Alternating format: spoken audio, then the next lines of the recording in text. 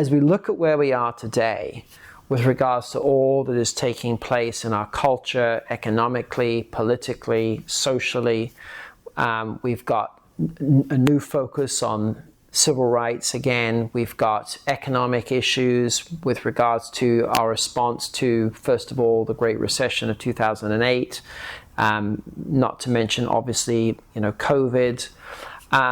We look at the sense of disillusionment with regards to government and where our political parties stand. All the big kind of geopolitical and economic issues are concerning to us and are flashing red lights to us at this moment in time. Why is the rebirthing of the Business Leadership School at this particular time really a salient moment and underscores perhaps the relevancy of the material is more poignant now than it was when you even created it in the 90s? Reality does not permit vacuums.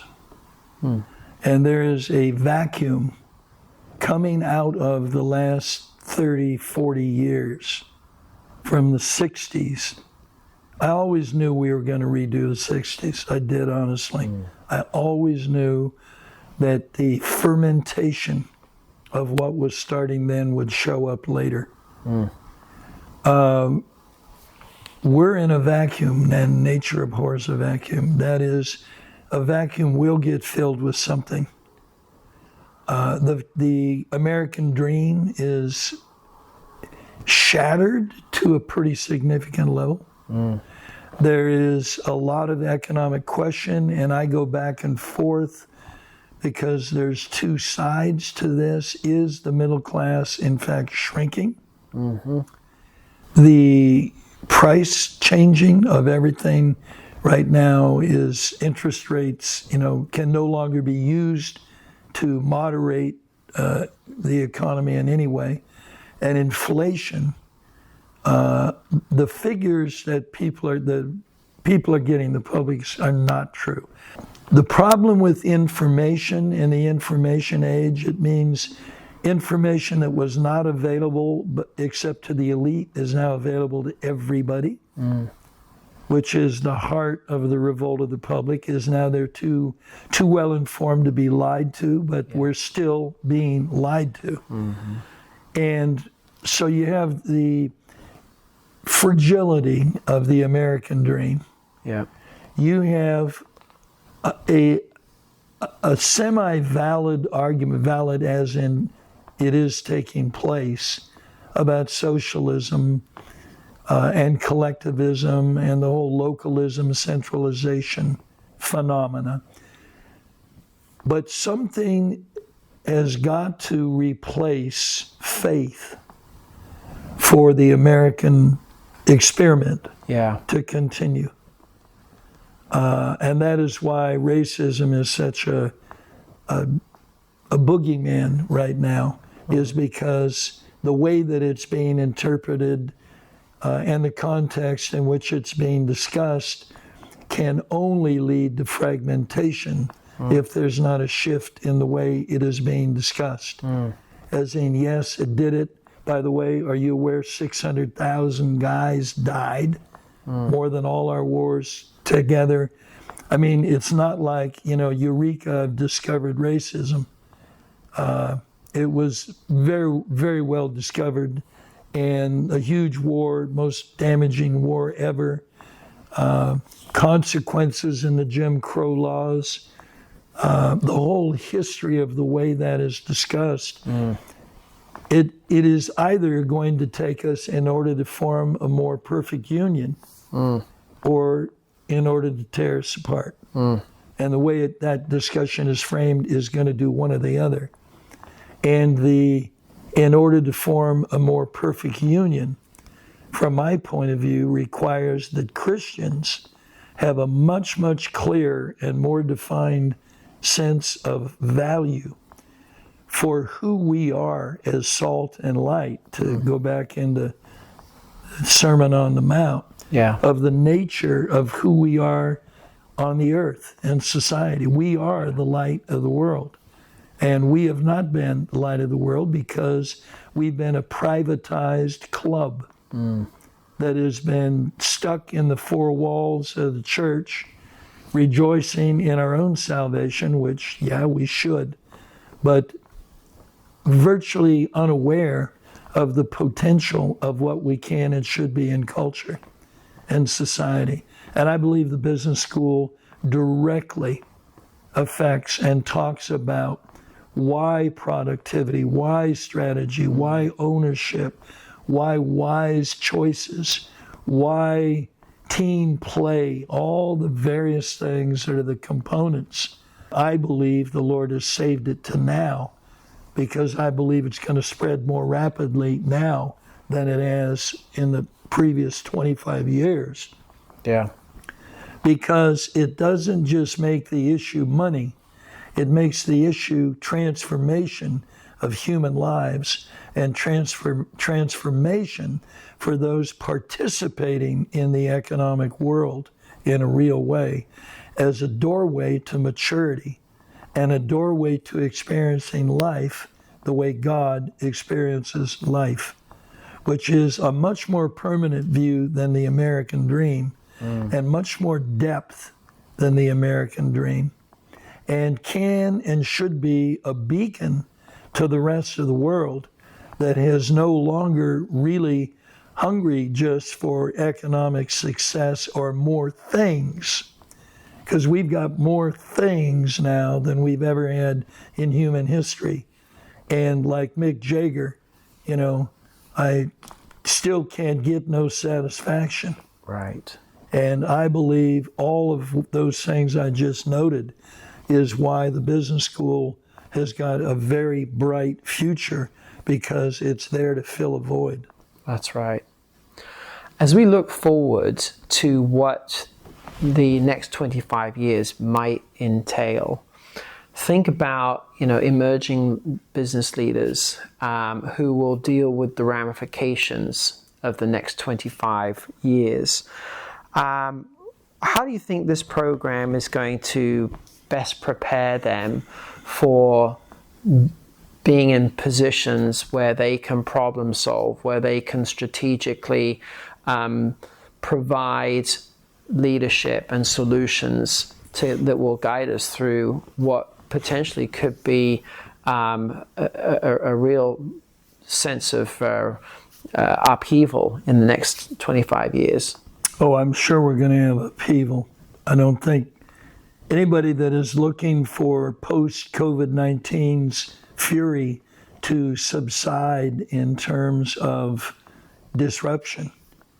We don't know how long and how adaptive this virus is. We don't know. But what it's done is it has put enormous power back in the hands of a very small group of people, of mayors and people who have taken authority over our life in ways that never happened before. I think the skill sets that will emerge from those who go through the school and really go through it in order to, once they see this is about transforming me, this is about transforming my family, this is about transforming the lives of my children and grandchildren by virtue of the values and the principles that we're being exposed to and the opportunity to actually try them out in real-time life. That is going to be a light in a dark room. And again, the dark room is not only a degree of division, but a degree of hopelessness of I may be economically stuck. We see a significant number, if not a majority of people, believe here in the United States that their children or grandchildren will not have the kind of economic power that they had in their lives, their generations. What makes light important is the contrast with darkness. The darker things are, the greater light is. And again, I know what's in that school. And not because God used me to write it, and other people obviously have contributed to the ideas as well. It's got light. It has meaning. It has purpose. It has the promise of maturity and the recognition that maturity has got its own rewards, but it does have the rewards that those who become really productive team players will always be those who garner the greatest amount of material possession to manage, because God himself gets involved when he sees his kids doing things that replicate his life. And I can't say anything more significant about the business school and light in a vacuum and in a darker place than to say the illumination of those who actually begin to live that stuff out is going to be a tremendous shot in the arm to Christianity. And I really believe that. One of the most salient quotes, I think, from the Business Leadership School comes from your book, Doing Business God's Way, where you make this statement: those who produce both capital and justice will lead the 21st century. Why those two particular attributes in particular are what give us the ability to lead the creation of capital and the creation of justice? Capital, because capital allows for progress to take place in terms of new ideas and change. Hell is where things never change. I don't know how many people really have thought deeply about what hell is, but hell is stagnation forever with no change. Probably with the ability to increasingly see how bad things are when you're stuck. You're going to be seeing that at greater and greater depths, with the reality that there's no exit, there's no way out of it. That is what hell is. It's being stuck forever. And capital gives us mobility. It gives us mobility in multiple ways, because in it, again, money is time in foldable form. The use of money allows me to do things at a rapid speed and numbers of them, because I have the power of resource to fulfill choice on a broader spectrum. And the countries that experience capital creation and economic health are going to become sorely in demand and have an opportunity to model a system with a variance between the systems that are not modeling in a way that is enormous. And that's why capital needs to increase. As to justice, you can't separate justice from equality, because they're very different ideas. And it's in understanding the difference between them that they really come to life. Equality is everybody getting treated equal before the standards of the law, the rules of the game. Is the rich and the poor are all playing by the same rules and living out the same consequences. Right. And when that does not take place, you have the seeds of revolution in one form or another. Whereas justice has nothing to do with equal results and everything to do with differing inputs producing what the return is. Justice is rewarding me or penalizing me for what I invested in a given project, a given person, a given situation. It's an assessment of the investment with its true worth in a market situation. It is the feedback based on the input, which can never be the same, because all of us are different in terms of our engagement. So God is not interested in making sure everybody gets the same result. He's interested in making sure everybody gets the appropriate result based on the value of their investment. Equality is what gives us hope that the game is not rigged, and that is the main event there. So justice then really is about, or the justice system is about ensuring that there is a proper mechanism in place in society where sowing results in reaping. Yes, and that in the so-called free market, or the managed market that is free, the system has got to be equal in the sense that everybody has got the same opportunity. That's right. Relative to the way the game is managed. The equal playing field. It's got to be an equal playing field. And again, the business school, we've tried to say that in many different ways. But I don't want anyone but God evaluating the true value of something.